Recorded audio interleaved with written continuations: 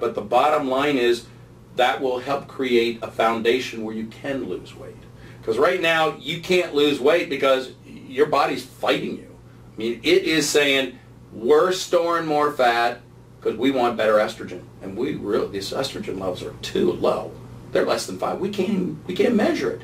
We have to work even harder to make more. So we need more and more fat to do that. And you're like, no, I don't want to make any more fat. And we can actually reverse this process by correcting it. Interesting, they did a study out of Minnesota and showed that women, they gave them some dietary recommendations, but literally it was a hormone. They tried to maintain it was the hormones. Lost an average of 16 pounds in 1 year. Wow. On bioidentical hormones. Without all these other habits. things. Well, I don't think they were still eating cheesecake and stuff, Yeah, you don't have that but I think craving. they gave them guidance on things, what not to eat, but they didn't like focus on weight loss. They focused on balancing their hormones. Balancing. Okay.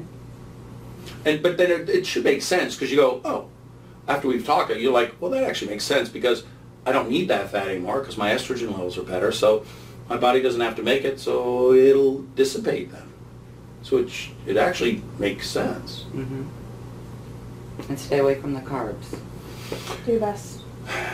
That's a really, I'm going to give you a little product called Stop It. You know, I like it. My wife doesn't like it. She goes, I don't like it because it makes my chocolate taste bad. And I'm like, but that's she's pretty athletic. It's not a problem for her. She can eat a piece of chocolate and walk away. Not me. Not you, but I have the whole can of brownies. Let me do this here. Let's say, oh gosh, what I got? You like crackles? Yeah. Give You her like an those? M&M. Give her the M&M one. Oh, the M&Ms. I got the mint one. What are you guys doing to me? Where? This is okay, we'll give her some M&Ms. You like mint M&Ms? Do you want me to turn this I on? like anything M&M. Okay. Here, why don't you sit here? My seat is kind of warm. So you can be on the, there you go. Sorry. Okay, so right there. Okay. So, here's what we're going to do. This is Stop It. What it does is, when you take it, I'll give you 2 of them, you'll crunch it up with your molars and wash it over your tongue. Okay. It'll block the taste, it's the sweet taste receptors. Okay. And so when you taste like, you know, a nice chocolate cake, it'll taste like mud. Or, you know, you eat like some of the wafer bars with the chocolate coating on them, they'll taste like cardboard. When you eat the M&Ms, often what you do is the coating on the M&Ms is mostly chemicals, but they sprinkle a lot of sugar on it, so that's why it tastes good. But if you block that taste, you taste the chemicals in the M&Ms. Sure, I know. So here's the thing: is what we're trying to do is to create this negative or this aversion to sweets, so that when you say, "I'm going to go ahead and eat," you know, sometimes I don't have any problem with you taking a bite, but the problem is the 12 bites is the problem. So what you do is you take a bite, go, yeah, I like that, and then take these, and when you go to eat it again, you won't spit it out.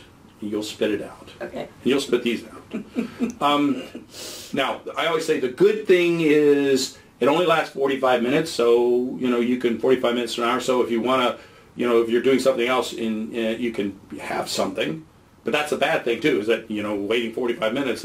But what I like to do is it creates such a negative response to the sweet that you're like going, oh, I don't think because like you may not look at the same about M&Ms. I haven't had M&Ms since I've tried it. Did you have it with this one, Stu, the mints? I had it with that, ones. and then I had it with a cracker bar, and I haven't had M&Ms since I've tried it. Here, let me have you one of these. Just take one now. Just kind of chew it up and enjoy it and say, is that good? You like mint? Yeah, okay, good. That's good. I want to see that. That's like, the morphine and the opioid receptors are kicking in. Makes me all warm and fuzzy.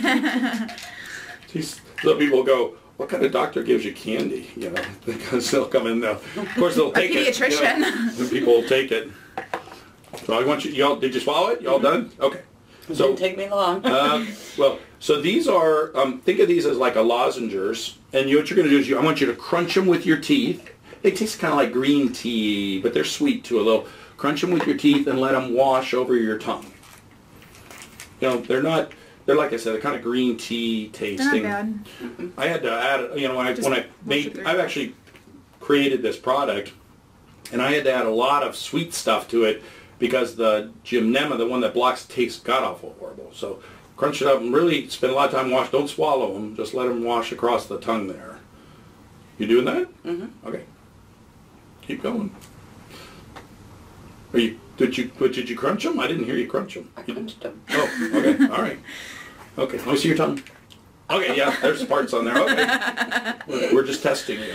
Okay. So sometimes it takes about 30 seconds more just to kind of attach to the receptors, and that's what I'm just sitting there while we're talking. So what I'll do is you can have, let me get a Kleenex so that you can spit it out. Because it wouldn't come out. Uh-oh, it's going to make me spit it out? Yeah, because you're not going to want it. I think I brought a box downstairs, so there should be one in there.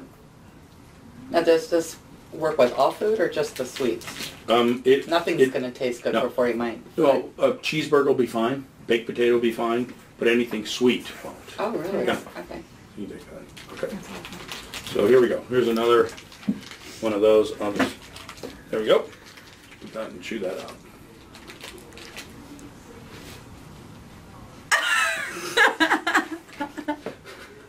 You can spit it out. That's great. I love the look. Same reaction I get. Would you like some more? No. Would You sure? I thought you would like this. Oh, it's like stuck in my tooth. You want a glass of water? We'll get a glass of water. I like that. That's good. That's wicked. I'm so sorry. Why? You were perfect. Yeah. That's the reaction. So that's what I mean. I tell people, they're like, oh, I had a lady in here. She goes, I love chocolate. And then after that, I couldn't give her any more chocolate. You know, she didn't want it. No. Like I said, you may not look the same at M&M. She'll go, I think I'll move away from that M&M. Ooh. Not so good. Thank you. Yep, I'll give you a bottle of that. And the best time to use that is after dinner, because that's the tough time. That's when you start foraging, you know. Yeah. So do it, and even if you want, you can have a little, like if you're having a piece of cake, you can have one little bite. That's it. And then put the things in there, and then have another bite, but you'll taste it and you'll go, ooh, I don't want that. Wow. I'm definitely a sugar addict. There's no doubt about it. A lot of people. And I am really surprised that my glucose levels the glucose high. look good, which is good. But your triglycerides are really the manifestation of the sugar. That's the problem one.